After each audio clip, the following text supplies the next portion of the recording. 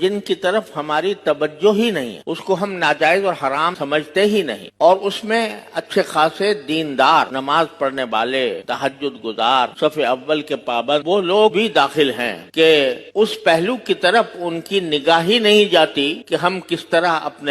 اپنے رزق میں حلال کے ساتھ ہم حرام کی آمیزش کر رہے ہیں۔ عام طور سے یہ لوگ سمجھتے ہیں بھئی ہم تو مزدوری کرتے ہیں، محنت کرتے ہیں، کماتے ہیں، کھاتے ہیں اور نمازیں بھی پڑھتے ہیں، روزے بھی رکھتے ہیں، یہ سارے کام کر رہے ہیں، لیکن ان کو پتہ نہیں ہے کہ خود ان کی زندگی میں بعض ایسی چیزیں شامل ہو گئی ہیں جس کی وجہ سے ان کا لقمہ حرام میں ملا ہوا۔ اس کی ایک مثال میں یہ دیتا ہوں کہ شریعت نے میراث کے احکام قرآن کریم میں تفصیل کے ساتھ نازل فرمایا، اور یہ فرمایا کہ جب کسی کا انتقال ہو تو اس وقت میں سب سے پہلا کام یہ ہونا چاہیے کہ اس کا جو ترکہ ہے، جو کچھ اس نے میراث میں چھوڑا ہے، وہ نقدی ہو، وہ سونا ہو، وہ جائیداد ہو، کوئی مکان ہو، کوئی زمین ہو، وہ شرعی قاعدے کے مطابق آپس میں تقسیم کر لو۔ اگر وہ تقسیم نہیں کی اور کوئی ایک فرد اس کے اوپر قابض رہا تو جس شخص نے اس پر قبضہ کیا ہے وہ اس کے مال میں حرام شامل ہو گیا۔ یہ مسئلہ ہوتا ہے عام طور پر ایک بڑی زبردست غلط فہمی پھیلی ہوئی ہے کہ بھئی ابھی تو انتقال ہوا ہے، ابھی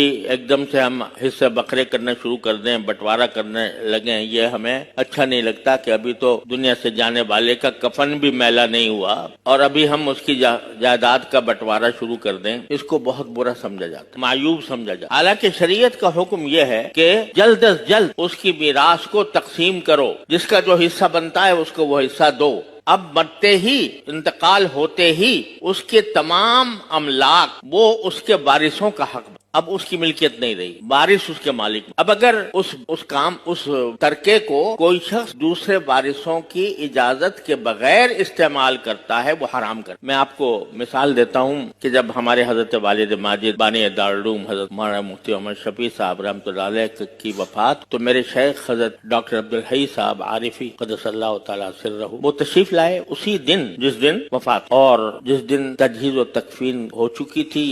یا ہونے والی تھی، اب مجھے یہ صحیح یاد نہیں رہا، اس وقت تشریف لائے تو طبیعت پر بہت زیادہ تھکاوٹ تھی۔ ایک تو صدمے کا اثر تھا، حضرت کو میرے والد ماجد رحمۃ اللہ علیہ سے بہت زیادہ محبت، صدمے کا اثر بھی تھا اور کچھ تھکن بھی تھی، تو کمزوری محسوس ہو رہی۔ تو ہم نے حضرت والد صاحب رحمۃ اللہ علیہ کے سرہانے ایک خمیرہ رکھا رہتا تھا، خمیرہ جو ذرا تقویت کے لیے ہوتا ہے، تو ہم وہ لے آئے کہ حضرت یہ تھوڑا سا خمیرہ تناول فرما لیں تاکہ آپ کی کمزوری دور ہو جائے۔ تو حضرت نے فرمایا بھائی یہ تم کیسے لے آئے، یہ تو اب ترکہ ہو گیا، یہ تو میراث کا حصہ ہو اور یہ اس میں میراث وارثوں کا حق بن گیا، تم نے کیسے اس کے اوپر تصرف کیا کہ مجھے لا کر دے دیا؟ ہم نے عرض کیا کہ الحمدللہ سارے ورثاء موجود ہیں، بالغ ہیں، عاقل ہیں، اور سب اپنی مرضی سے، اپنی خوشی سے یہ آپ کی خدمت میں پیش کر رہے ہیں، اس لیے آپ اس میں تعامل نہ فرمائیں۔ لیکن انہوں نے توجہ یہ دلائی کہ انتقال ہونے کے بعد سب سے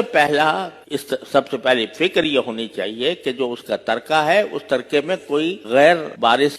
کا تصرف نہ ہو۔ تو یہ شریعت کا حکم ہے، اور ہوتا یہ ہے کہ شروع میں تو کہتے ہیں بھائی ابھی تو ہم آپس میں بھائی ہیں، بہن بھائی ہیں، کیا لینا دینا، کیا تقسیم، کیا بٹوارا، ہم تو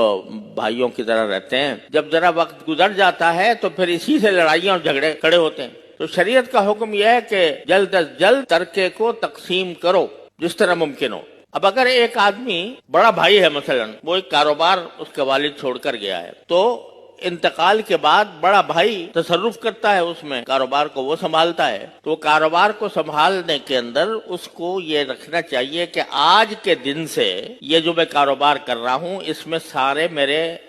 بہن بھائی یا جو وارث ہیں وہ سب شریک ہیں۔ اس کے حساب سے اس کو یہ کرنا چاہیے کہ بھئی چونکہ ہم شریک ہیں، یا تو ہم فوراً اپنے حصے الگ کر لیں، یا اگر کاروبار آگے جاری رکھنا ہے تو تمام ورثاء سے اجازت لے کر اور کوئی معاملہ طے کر کے کہ اس کاروبار کو جب چلایا جائے گا تو اس میں نفع جائے گا تو وہ کس طرح تقسیم ہو، یہ کرنا لازمی ہے، ضروری ہے۔ اگر وہ شخص اس کاروبار پر اس نے قبضہ کر لیا یا وہ کاروبار چلاتا رہا، دوسرے وارثوں سے کچھ پوچھا نہیں، دوسرے وارثوں کی کوئی مرضی نہیں لی، تو اس کے کھانے میں حرام